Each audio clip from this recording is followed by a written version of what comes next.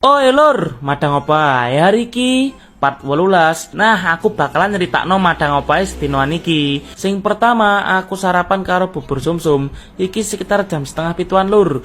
Biasae rada awan ngono wis entek. Alhamdulillah, iki jek akeh bubure. Bismillahirrohmanirrohim.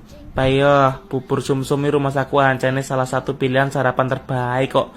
Enak juruhe lek ngekei pas gak kelegen, gak sik anget pisan. Mantep pol. Iki juga enek gorengane lur. Disambi karo mangan gorengane cocok tenan. Iso entek akeh iki gorengane. Jos gandos. Nah, awane aku masak odeng teko Koreaken. Gampang banget masak iki lur. Garek digodhog, terus bumbune dimplung ning pisan, ditaburi karo nori. Wes siap santap. Gampang kan? Payeh, gurih, kenyil rasa iwake kroso. Sing marai tambah mantap iku wae iki lho.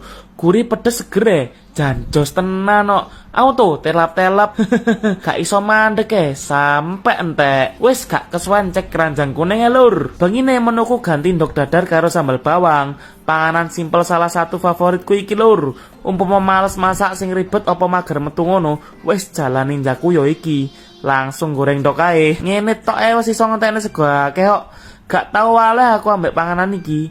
Yo wis mung kuwi sing tak pangan sedinoan lur.